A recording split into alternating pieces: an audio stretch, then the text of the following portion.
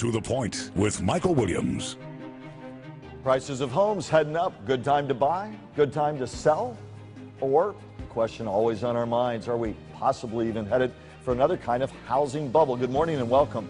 After going through the Great Recession that had foreclosures rising at historic rates and prices sinking, the housing market has continued to bounce back. What does it mean if you're thinking of buying or selling a home? We'll discuss all of that with my guest, Ken Johnson, real estate economist at Florida Atlantic University. Sir, thank you for coming in. My pleasure. First, begin with the overview. What's the market look like? Prices have been going up for several years now, basically because real estate was such a good buy. Year over year in West Palm Beach, we're at about 9.25%. Treasure Coast is at roughly 10%. For the next year in West Palm Beach, we're expecting a slowdown, roughly about a 1 to 2% appreciation jump. But on the Treasure Coast, prices are still moving upwards, probably somewhere between 4 and 5% per year. This is primarily because they actually lost more in relative value during the recession. Here. Yeah, absolutely. So they're still coming back. They're getting to their level, if you will. Can you put a dollar amount median price roughly in West Palm Beach and Treasure Coast? And I know it's rough, but 170 here. That's including the entire market. Right. Treasure Coast 110, 115, somewhere in there. Still some more growth available there because they took a bigger fall. They took a bigger fall, absolutely. More potential upside. So somebody sitting at home saying, right now, should I jump in before prices go up even more? Is it time for me to buy, or is it time for me, if I was thinking about a move to another property, to go ahead and sell? Give the person sitting home some pocketbook advice, which again we know is general, but give us a sense. Do my best. So what we've noticed, I mentioned that we were looking at roughly 9% appreciation in West Palm Beach in the last year.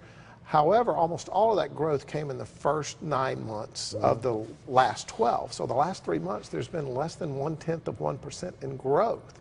So we're flattening out. Now, this, a little bit of seasonal, believe it or not. We've seen a seasonal bump like this for 2 or 3 years in a row. The other cause is we're just getting back to the level where incomes support pricing. That was not the case at the height of the bubble. We made, on average, way too little money and had house pricing way too high. We couldn't support that, given the mortgage rates. At this point in time, given mortgage rates, given incomes in the area, we support our pricing. I don't anticipate a bubble. Good news there. Let's reiterate that, because everybody's always worried, and so everybody always says, I'm concerned if the prices are moving up too quickly. You feel we're in a much more of a state of equilibrium now that is supportive in terms of all the factors that go into that market? Absolutely. We have a much smarter market as well. We're a healthier market.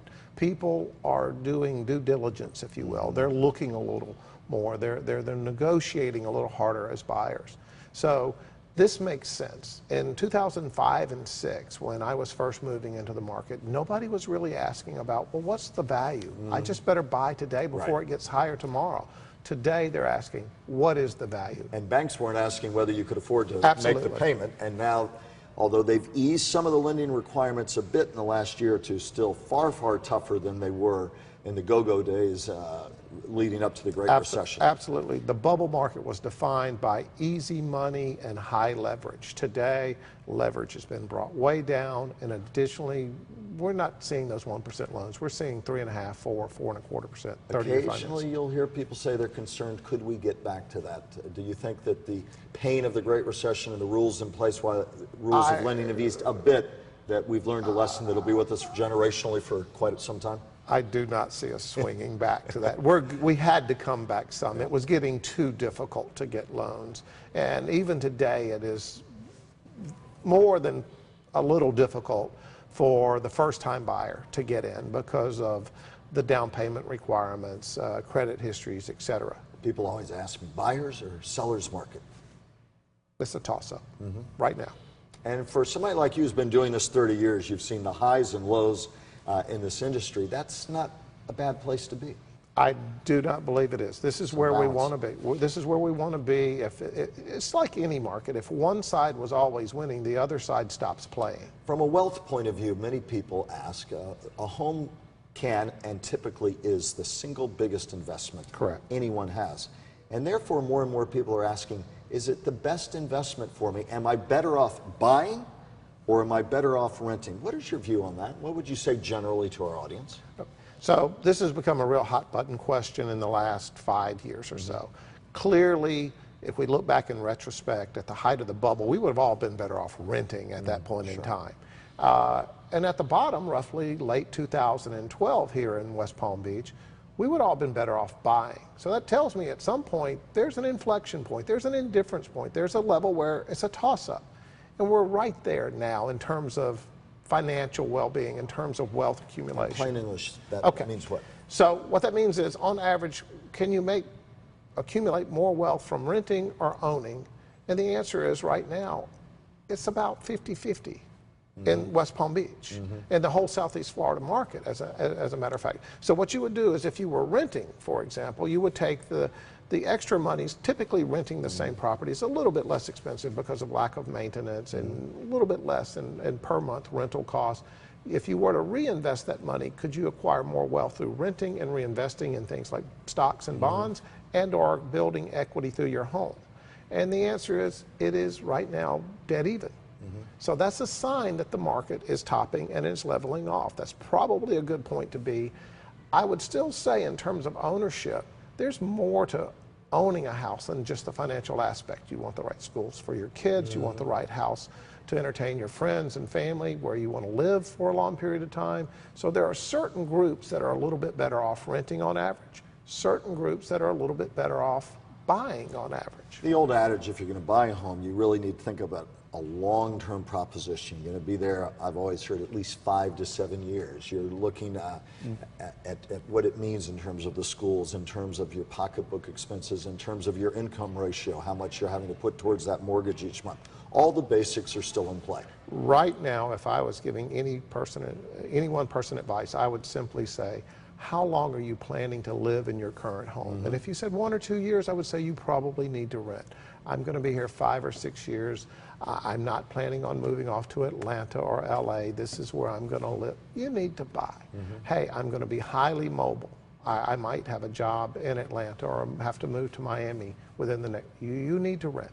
So mobility is going to play a big part of what you should do. Will we in our region and nationwide see less home ownership? I know that we talked just before we went on camera, the peak was probably in the 60s or 70s. What was home ownership then? And given a more transient society, given jobs that are more mobile, more on the move, the old tradition of my granddad had a job 25, 30 years, that's changing. Will we see less home ownership in our region and nationwide in the years to come? Absolutely. It's never going to become a 50-50 proposition where half, not in our lifetimes, half the people rent, half the families own. But we're going to probably fall to a 60-40 market. This will take a decade plus to happen. You don't necessarily think that's a bad thing? No, not at all. At the height, what was it, home ownership in this country? Low, mid-70s. So you think because of the kind of society that we're in right now, that that's an equilibrium? The equilibrium point has changed. Let me ask you too, construction, of course, the tourism, construction, the big legs of our economy. How does this all play in to the dynamics of how you see this in the construction market, and how many people in terms of buyers are looking at brand new homes versus used? How does that all tie in? Construction is coming back. We often say this is one of the pillars of our economy here in Southeast Florida is real estate, and it is, because we're a high demand area for many, many different reasons. But developers are coming back into the market. We're getting new product for the first time in many years. Interestingly, however, that new product that's being provided by the developer is mostly coming to the level of that second-time purchaser, not the first-time purchaser. The margin is less for the developer. So the product that's coming back out right now, the new home the new homes, it's being designed for that person that's buying their second home. Not a second property, but this is my second purchase. They're moving from their first home to their second home. So they're seeing more of a selection than the first-time home buyer. So we're seeing a bit of a squeeze, a little bit tighter mortgage right now to get money for still that first-time buyer, a little bit less product to choose from. So we're seeing a squeeze on the rental market at the lower end of things. Some people are skittish, saying all the talk about the Fed and about interest rates eventually on the rise, I better get in now. But again, what I heard you say moments ago, step back and examine your own fundamentals. Don't guess Correct. where you think interest rates are going. Correct. Examine all your own personal fundamentals in terms of what you have available in terms of cash flow, Correct. what your pocketbook and savings look like, longevity in the house. All of those are much more important than guessing the Fed's next move. Absolutely. If anybody's telling you that they can tell you where the interest rates are going, they're either fooling you or fooling themselves. You've been an economist looking Absolutely. at this for 30 plus years. Final overarching Sure. message you'd like to give first to the pocketbook for our viewers, and then a larger message in terms of sort of the macroeconomic picture. What I would say, if you were looking to purchase in West Palm, Treasure Coast area, as a buyer, you'd need to be a little bit more diligent. Ask for things like, I want to make a thorough home inspection. Ask for things like, I want to see what comparable property sold for. Mm-hmm. Show me some evidence so I can make a calculated decision. Don't be making a decision, I better buy today before somebody else buys this property or before the price goes up higher. That's just not going to happen. If you're buying today, the deals are gone from the marketplace. Right. And for the seller, we keep talking buyer. From the seller's perspective, who's sitting there? From the seller's perspective, you're at a trend. If you're selling, it's because I need to move to another property. I've taken another job. My family has grown. So again, let the other fundamentals make the decision Correct. for you. Not Correct. chasing gain or loss or Correct. interest rates or what you think may be happening. They need to be your personal financial fundamentals. Absolutely. And from a closing standpoint, the one thing I would argue is balance your decisions across, should I buy, should I rent? And you've got to think about, again, longevity in the property that we spoke of, things in terms of how strong of a saver are you? What we find is that housing is really a forced savings account. So you need to look deep within inside yourself and say, am I a great saver? If the answer is yes, you probably on average will be a little bit better off renting and reinvesting. But if you don't have that monastic discipline to reinvest every time, perhaps you're a little bit better off owning and forcing yourself to make that payment. It will build wealth for you. A hard, non-emotional look. Thanks for the thoughts and the you. guidance. We really appreciate it. We'd love to have you back. It's a topic for all of us. Again, it's our biggest investment or biggest financial decision of our lives. Appreciate you being here. Enjoyed it. Thank you very much, sir.